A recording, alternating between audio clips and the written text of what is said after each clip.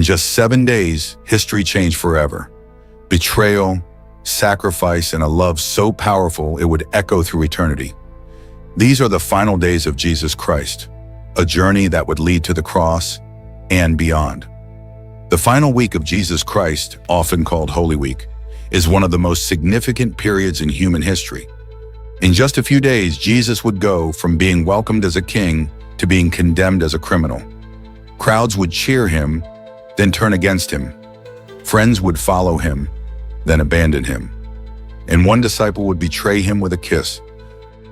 From his triumphant entry into Jerusalem to the Last Supper, from the agony in the garden to the crucifixion and resurrection, every moment carries deep meaning, revealing sacrifice, prophecy, and the ultimate act of love. In this story, we will walk through the final 7 days of Jesus' life, day by day, uncovering the events, emotions, and spiritual significance behind each moment. Because these weren't just his last days. They were the days that changed the world forever. Part 1. The Triumphal Entry. Day 1. The city of Jerusalem was alive with anticipation. Crowds filled the streets as people gathered for the Passover festival, unaware that history was about to unfold before their very eyes. Then something unusual happened.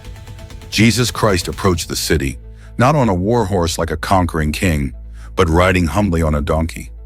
It was a powerful symbol, fulfilling ancient prophecy and revealing the kind of king he truly was, one of peace, not power. As he entered the city, the crowds erupted with excitement. People spread their cloaks on the road, while others waved palm branches, shouting, "Hosanna!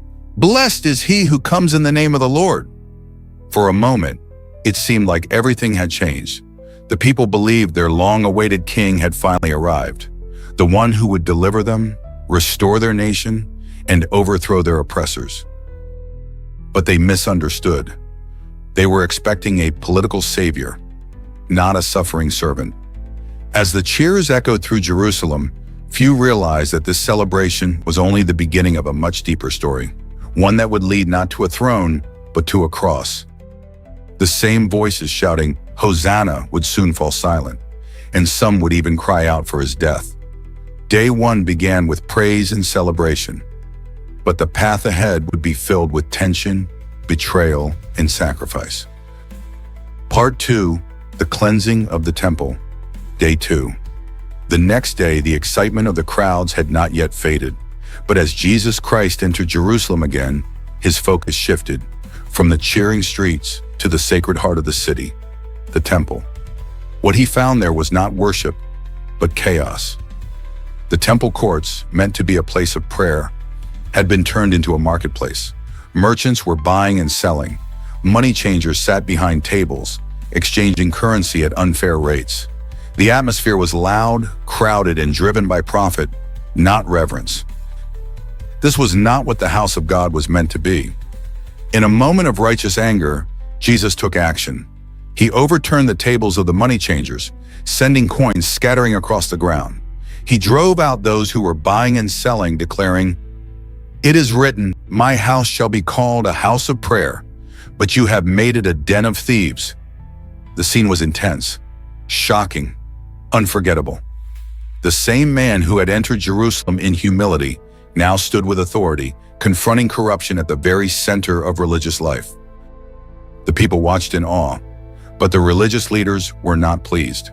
This act challenged their authority, exposed their practices, and threatened their control.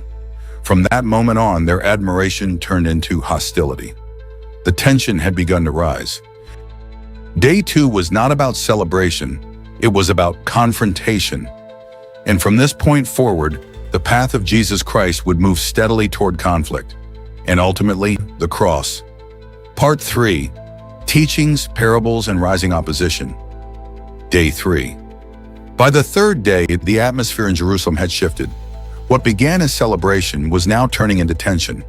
The actions of Jesus Christ in the temple had stirred something deeper: questions, debates, and growing opposition. Still, Jesus did not withdraw. He returned to the temple and began to teach openly, speaking with authority that drew crowds and unsettled leaders.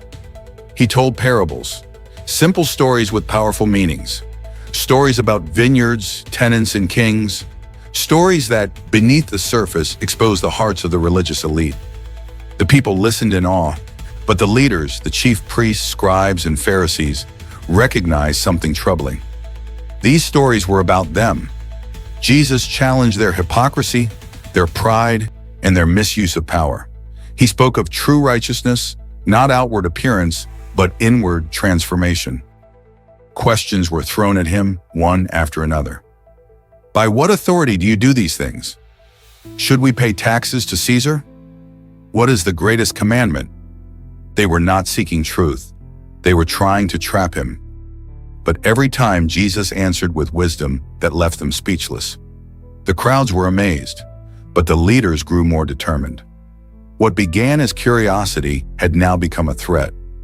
Behind closed doors, plans were forming. The desire to silence him was growing stronger. Day 3 was a turning point. The words of Jesus were not just teaching anymore. They were provoking a decision. And for many, that decision was no longer whether to follow him, but how to stop him. Part 4. The plot to kill Jesus. Day 4. By the 4th day, the tension in Jerusalem had reached a breaking point. The teachings of Jesus Christ had stirred the crowds, but they had also exposed the hearts of the religious leaders. Behind closed doors, away from the crowds, a dark decision was taking shape. The chief priests and elders gathered in secret, no longer debating, but planning. Jesus had become too influential, too disruptive, too dangerous to their authority. They feared losing control, and they were determined to stop him. But there was a problem. The people still admired him. Arresting him openly could cause an uproar. So they needed the perfect moment, quiet, hidden, away from the crowds. And then, unexpectedly, help came from within. One of his own disciples, Judas Iscariot, went to the chief priests. For 30 pieces of silver, he agreed to betray Jesus, to hand him over at the right time in the right place. It was a moment of deep betrayal, not from an enemy, but from someone who had walked beside him, learned from him, and shared in his ministry. The plan was set. From that moment on, Judas watched for an opportunity to deliver Jesus into their hands without the crowd knowing. Day 4 marked the beginning of the end. The opposition had turned into conspiracy. The tension had turned into betrayal. And the path to the cross was now inevitable. Part 5, the Last Supper. Day 5. The night was quiet, but heavy with meaning. In an upper room in Jerusalem, Jesus Christ gathered with his disciples to share a final meal before everything would change. It was the Passover, a time of remembrance. But this night would become something far greater. As they reclined at the table, Jesus spoke words that carried a weight the disciples did not yet fully understand. He took bread, gave thanks, broke it, and said, "This is my body, given for you." Then he took the cup and said, "This is my blood of the covenant, poured out for many." In that moment, he was revealing a new meaning, pointing to the sacrifice that was about to take place. But the atmosphere shifted suddenly. Jesus said something unexpected. "One of you will betray me." The room fell silent. One by one, the disciples asked, "Is it I?" Even Judas Iscariot, who had already made his decision, sat among them. Jesus knew, yet he still shared the meal with them. Then, in an act of humility that stunned everyone, Jesus rose from the table, took a towel, and began to wash his disciples' feet. The teacher became the servant, showing them that true greatness is found in humility and love. This was more than a meal. It was a moment of love, warning, and preparation. A final teaching before the storm. As the night drew to a close, Jesus and his disciples left the room and walked into the darkness, toward a garden, toward betrayal, and toward the fulfillment of everything he had come to do. Day 5 was filled with intimacy and truth, but the shadow of the cross was now closer than ever. Part 6, the agony in the garden and arrest. Day 6. The night grew darker as Jesus Christ and his disciples entered the Garden of Gethsemane.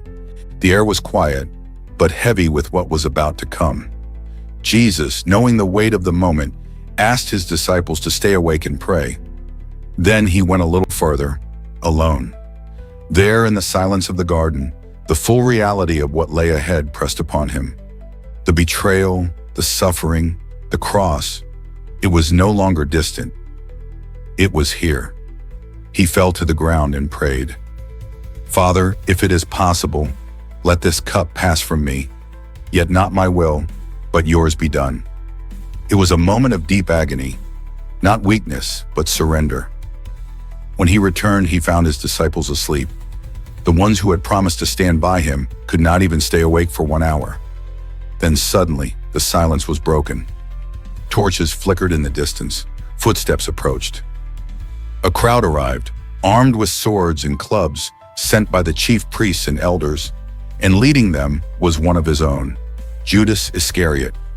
Judas stepped forward and greeted Jesus with a kiss, the sign of betrayal. In that moment, everything changed. The disciples panicked. Fear took over. One drew a sword, but Jesus stopped him, choosing peace over violence. He did not resist. He surrendered. Jesus was arrested and taken away into the night. And just as he had predicted, the disciples fled, leaving him alone. Day 6 was the breaking point. The prayers had been spoken, the betrayal had happened, and the path to the cross was now unfolding. Part 7, the crucifixion and resurrection, Day 7. As the night gave way to morning, Jesus Christ was taken before the authorities, falsely accused, mocked, and condemned. Though innocent, he was sentenced to death by crucifixion, one of the most brutal forms of execution in the ancient world. Crowds gathered once again, but this time the cries were different. Not Hosanna, but crucify him.